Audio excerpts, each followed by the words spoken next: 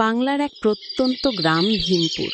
নদীর ধারে সবুজ ধানক্ষেতের মাঝখানে ছোট্ট এক কুঁড়ে ঘরে থাকে হারান দাস, এক সাধারণ দিনমজুর। বয়স 50 পেরিয়েছে, মুখে কুঁচকে গেছে সময়ের রেখা, কিন্তু চোখে আজও একরাশ আশার ঝিলিক। স্ত্রী রিনা আর 2 সন্তান পলাশ ও মিনা, এই তার সংসার। প্রতিদিন ভোরে সূর্যের প্রথম আলো ফোটার আগেই হারান ঘর থেকে বেরিয়ে পড়ে। মাজায় পুরনো গামছা, হাতে কোদাল, পায়ে ছেঁড়া চটি, এই তার সঙ্গী। পেটের দায়ে বাচ্চাদের মুখে একবেলা ভাত তুলে দেবার জন্য সে কখনো ধান খেতে, কখনো ইট ফাটায়, কখনো মাটি কাটার কাজে দিন কাটায়।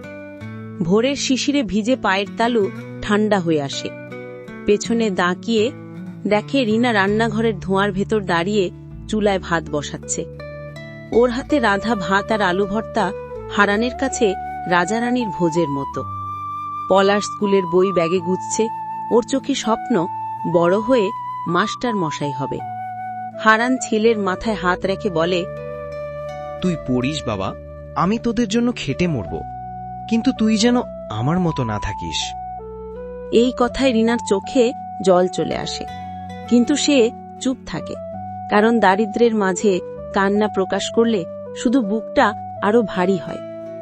হারান আজ পাশের গ্রামের এক জমিদারের ধান কাটার কাজে গেছে।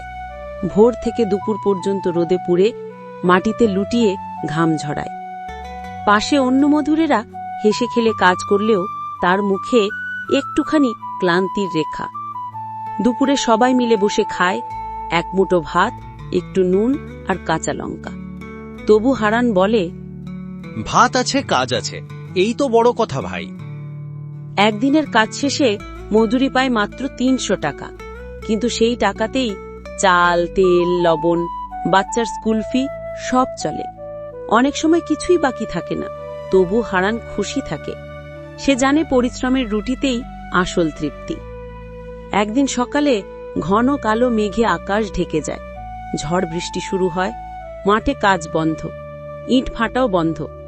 3 দিন ধরে কাজ নেই, ঘরে খাবারও ফুরিয়ে এসেছে। রিনা মুখ নিচু করে বলে, আজ তো ভাতও নেই, কি দেব বাচ্চাদের? হারান চুপ করে বসে থাকে, মনে হয় বুকের ভেতরটা ফেটে যাবে, তবু সে হাল ছাড়ে না।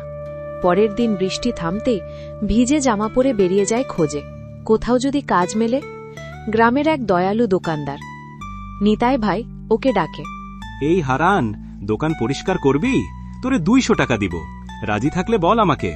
হারানির মুখে তখন প্রথমবার হাসি ফুটে ওঠে। সন্ধ্যায় ঘরে ফিরে সে দেখল রিনা সামান্য ডাল আর মুগের খিচুড়ি রান্না করেছে। বাচ্চারা হাসি মুখে খাচ্ছে। হারান এক চুমুক খিচুড়ি মুখে নিয়ে বলল, আহ, আজ এই ভাতের গন্ধটা পুরো সোনার মতো। পলাশ বলে, বাবা, আমি বড় হয়ে অফিসার হব, তোমাকে আর মাটিতে কাজ করতে দেব না। হারানির চোখে জল এসে গেল। তাই তো চাই রে বাবা, তুই যেন আমার মতো কষ্ট না পাস। দিন যায়, বছর ঘুরে আসে।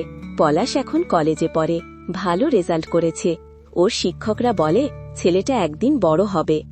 হারান এখন বয়সে নুয়ে পড়েছে, তবুও সকালে ঘুম ভাঙে, কোদাল হাতে নেয়, কিন্তু মনে মনে ভাবে, আমার ঘামের দাম আমি পাইনি, কিন্তু আমার ছেলের চোখে আমি রাজা। একদিন বিকেলে পলাশ কলেজ থেকে ফিরে বাবাকে বলে, বাবা, আমি একটা চাকরির পরীক্ষা পাশ করেছি, এখন থেকে তোমায় আর খাটতে হবে না। হারান প্রথমে বিশ্বাসই করতে পারে না, তারপর আকাশের দিকে তাকিয়ে বলে, হে ভগবান, এতদিনের কষ্ট বৃথা গেল না। আমি জানি তুমি আছো আমাদের মাথার উপর। কিছুদিন পর পলাশ শহরে চাকরি শুরু করে। প্রথম বেতন হাতে পেয়ে সে বাবাকে একটা নতুন গামছা আর মায়ের জন্য শাড়ি এনে দেয়। রিনা চোখে জল নিয়ে বলে, আমাদের ঘর এখন সত্যি আলোকিত, আমাদের কষ্ট সার্থক হয়েছে। হারান মাটির উঠোনে দাঁড়িয়ে দেখে সূর্য উঠছে, হালকা বাতাসে ধান গাছ নাচছে। তার মনে হয় জীবনটা কঠিন হলেও পরিশ্রম আর সততা একদিন ফল দেয়। গরিব দিনমজুর হারান গল্পটা কোনো কাল্পনিক কাহিনী নয়, এ এক প্রতিদিনের বাংলার হাজারো গ্রামের প্রতিচ্ছবি, যেখানে ঘাম, কষ্ট, পরিশ্রম আর আশার মিশ্রণে জীবনের আসল সৌন্দর্য লুকিয়ে আছে। শেষে হারান বলে, গরিব মানুষরাও স্বপ্ন দেখে, পার্থক্য শুধু আমাদের স্বপ্নে একটু ঘাম বেশি লাগে। বন্ধুরা, ভিডিওটা যদি তোমার ভালো লেগে থাকে তাহলে একটা লাইক দিতে আর কমেন্টে জানাতে ভুলো না। তোমাদের মতামতেই তো আমরা নতুন গল্প বানাই।